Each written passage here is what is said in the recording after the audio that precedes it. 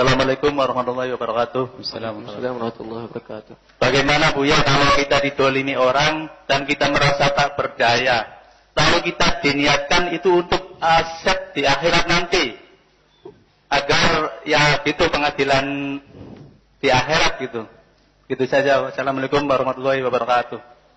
Jika kita didolimi oleh seseorang, pertanyaannya adalah, karena saya lemah di saat didolimi, gimana kalau seandainya kedoliman tersebut untuk jadi tabungan di akhirat saja deh. Nanti biar dihukum oleh Allah di akhirat. Nah, itu sebetulnya kalau kita cermati belum sabar. Yang dikhawatirkan kalau tiba-tiba jadi mampu balas nanti.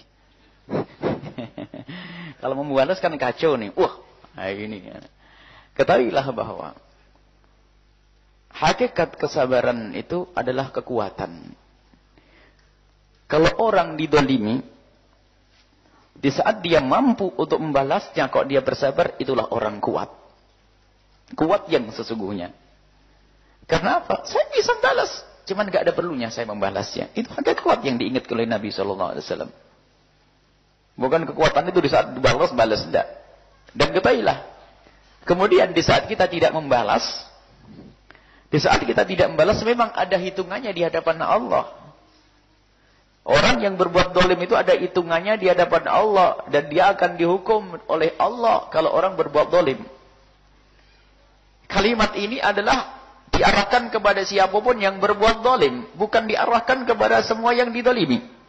Hei yang berbuat dolim, hati-hati. Semua kedolimanmu ini akan ada hitungannya di hadapan Allah. Ini yang berbuat dolim. Adapun yang didolimi, ketahuilah bahwasanya maafkan dia. Jangan sampai berubah menjadi dendam.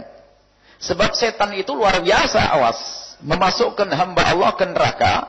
Orang yang berbuat dolim itu masuk neraka. Cuman setan gak senang juga kalau ada orang yang masuk surga. Misalnya Anda didolimi. Maka yang berbuat dolim kepada Anda sesuai dengan apa yang diajarkan Nabi, dolim adalah di neraka nanti. Tapi setan pun gak mau diem. Anda yang dizalimi pun harus masuk neraka, kata setan. Caranya gimana? Balas gak mampu. Ya jangan balas. Kalau kamu balas gak mampu, malah kamu dibunuh nanti. Terus gimana? Ya pokoknya marah aja deh. Nanti besok pergi kampung sana, gunjing, ngomongin. Akhirnya gunjing atau fitnah dan seterusnya. Ada dendam di dalam hati. Iblis masuk ke sini. Akan tapi pendidikan dari Al-Quran, bagaimana di saat kita didolimi adalah wal kadhiminal ghaidha, menahan amarah. Ini baru hebat. Dan Nabi adalah contoh paripurna. Contoh yang paling sempurna adalah Rasulullah. Di saat didolimi bagaimana Nabi SAW. Kita didolimi berusaha. Dan harus kita yakini ini. Dan Allah, dan maafkan dia. Jangan sampai dihukum oleh Allah di akhirat nanti. Dia adalah umat Nabi Muhammad SAW. Kita tidak rela dia masuk neraka. Makanya kalau kita punya iman, tidak akan rela kita ada orang boleh masuk neraka. Dan kita tidak ingin dia masuk neraka. Dia berbuat zalim kepadaku. Jangan sampai dengan kedolimannya dihukum oleh Allah. Ya Allah, dia telah berbuat zalim kepadaku. Ya Allah, berikan kesadaran, ampuni dia. Ya Allah, aku maafkan dia. Wal kadhiminal ghaidha. Ini pangkat ini. Kemuliaan. Jangan sampai keluar istilah yang bahaya maksudnya. Senjatanya orang lemah adalah sabar. Ini.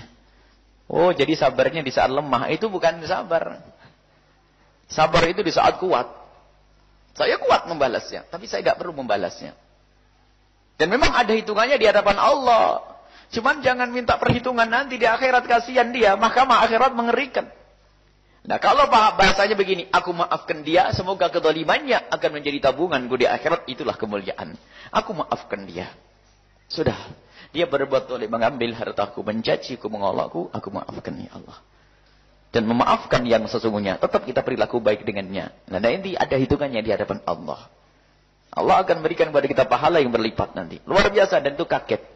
Sehingga di dalam Al-Quran bagaimana jika ada orang berbuat salah kepada kita, berbuat dolim kepada kita, mula-mula adalah wal kadhiminal ghaidha, menahan amarahmu, jangan kau luapkan dengan membalas dia atau seterusnya. Enggak. Wal kadhiminal ghaidha. Berat. Karena telah dizalimi. Setelah wal kadhiminal ghaidha, menahan amarah yang bergolak di dalam hatinya diredam. Enggak cukup. Sebab kadang marah yang tersembunyi itu akan disimpan numpuk nanti meledak suatu ketika. Enggak bisa. Pendidikan dari Al-Quran sempurna. Wal 'afina 'anin nas. Enggak, aku hapus. Aku maafkan dia. Keluar tuh. Tidak disimpan. Kadhim disimpan dulu. Setelah disimpan, jadi tertib. Jadi Allah itu ngajari dengan cara bertahap. Allah, mikir tuh, ya Allah kurang ajar bener, tapi mau maafin, mau saya maafin, tapi kurang ajar bener tuh. Maafin, tapi kurang ajar bener. Tetap diulang-ulang, maklum.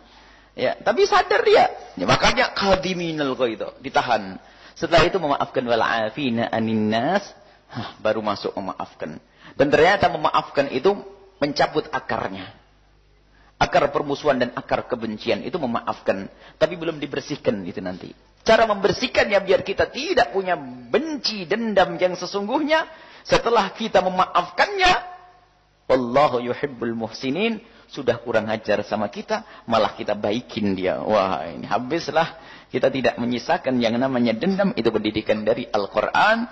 Yang diajarkan oleh Allah kepada Nabi Muhammad. Dan Nabi Muhammad orangnya seperti itu. Jadi kalau didolimi sama orang mah enteng, Bu. Kunci pengkabulan doa. Ibu kan pusing selama ini doanya nggak dikabul-kabul. Maka mumpung lagi didolimi senyum. Dikirim saat untuk dikabul doaku.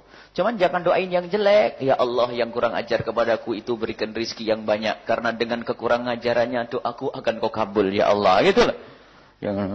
Jadi subhanallah pendidikan kemuliaan yang sesungguhnya. Kepada siapapun ya. Memaafkan, membuka hati yang lapang.